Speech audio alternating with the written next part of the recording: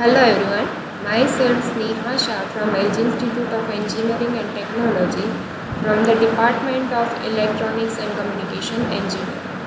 Today I will explain you about two topics, two-dimensional discrete random variable and two-dimensional discrete random variable distribution functions from the subject of probability and statistics from the unit of basic probability.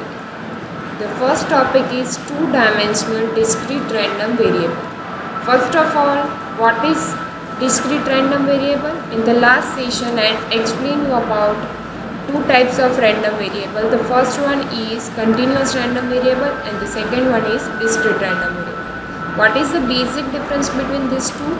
So continuous random variable means it has infinite number of possible outcomes, and if you consider discrete random variable, it has finite number or countably infinite number. It means we can count that number, then it is considered as discrete random variable. Now we have to take two dimensional, so we will take x and y coordinate for representation of two dimensional discrete random variable. So if we will define this, then let x and y be the two random variables defined on the same sample space as the function x comma y that assigns a point in I square is called a two-dimensional random variable. Now what is the meaning of this?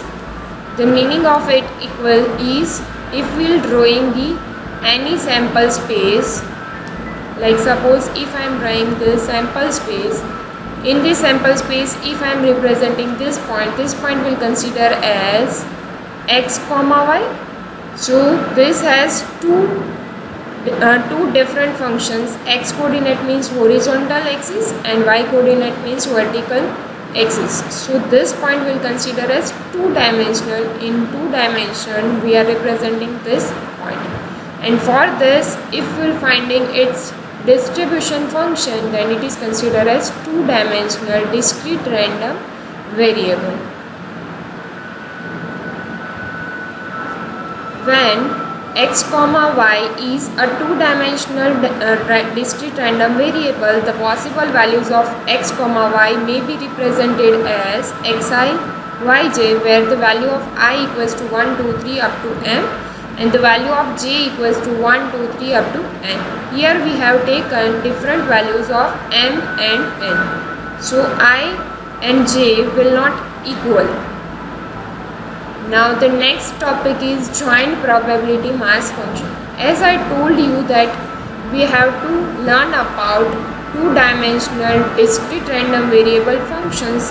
In that there are various functions like joint probability mass function, cumulative distribution function, or conditional probability function. So you have to learn one by one from it.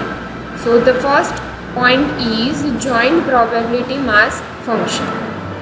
For a two-dimensional discrete random variable, joint probability mass function is represented as pxy xi comma yj equals to px p of x equals to xi, y equals to yj. What is the meaning of this? If we want to find out joint probability of x and y, then we will representing it in terms of xi and yj. In this we will find out probability of x and y up to all the points xi and yj. So it should satisfy some condition, then and then only it will consider as joint probability mass function. So which are the conditions for that? So the first condition is pxy xi comma yj, this should be always greater than or equals to 0 for every I and j. What is the meaning of this? Joint probability of xi and yj should be always greater than or 0. It means it should be always positive number. As you know that the probability value can't be negative number, so this should be always greater than or equals to 0. Now the second condition is summation of j equals to 1 to n, summation I equals to 1 to m, pxy xi comma yj, this should be equals to 1. It means the addition or summation of all the probability terms should be equals to 1. It means sure event means the probability value should be always 100%. So sum of this all the terms should be equals to 1. Now the next topic is cumulative distribution function. It is given by fxy x comma y equals to p of x is less than or equals to x, y is less than or equals to y is equals to summation j equals to 1 to n, summation I equals to 1 to n, pxy xi comma yj equals to summation pij. Now what is the meaning of this cumulative distribution function? Suppose if I am taking any term like from 0 to 5. In this I am taking 0, 1, 2, 3, 4 and 5. Now if I am finding that what is the probability of occurrence of the number which is in between 0 to 1, in between 1 to 2, in between 2 to 3 likewise. So for that, if you want to find out cumulative distribution function, so cumulative means combined distribution function. Distribution means the spread of this function and cumulative means combined function of this. Now if you want to find out combined distribution, it means we have to add all this term. So over here we have take summation of all this probability, so it will gives you the cumulative distribution function. So up to which point we have to take x and y, so up to that point we should add this all the probability terms. So it will gives you the cumulative distribution function. Now there are some properties of cumulative distribution functions. The first property is if we are finding f of minus infinite comma y, so it is equals to 0. Similarly, if we will find out x function f of x comma infinite, it is also equals to 0, and f of infinite comma infinite, it is also equals to 1. Now what is the meaning of this? If we will taking any point, it will representing as x comma y. Now if we are representing this term, it means minus infinite comma y, right? So minus infinite means what is the meaning of this? The value of x equals to minus infinite.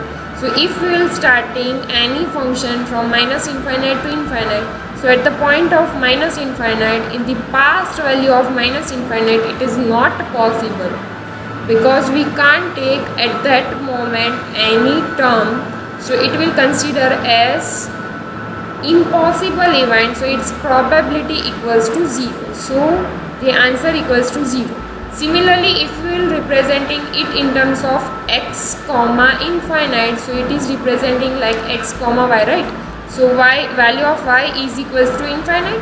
So y equals to infinite means on the vertical axis, if we are taking on infinite point, so on the infinite point it is also not possible, so it is considered as infinite number, it is considered as impossible event, so its probability equals to 0.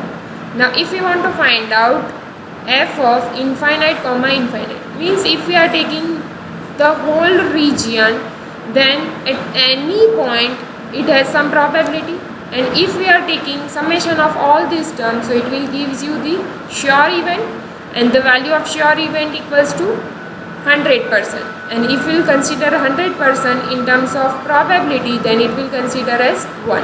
So the value of f of infinite comma infinite equals to 1. Now the next property is probability of x in between a to b comma y is less than or equals to y. So its probability equals to f of b comma y minus f of a comma y. Now how it will represent it? Suppose if we are representing any point x comma y, right? So x will be in the range of a to b. So over here we will write y, but the value of x will change in accordance with a and b. And as you know that always we will take higher value minus lower value. So in the first term we will take, instead of x we will take b. So the point will become like this, b comma y. So its probability function equals to f of d comma y minus the second term will representing as lower limit. So the value of x will becomes now a. So the term will becomes a comma y. So this term will becomes minus f of a comma y.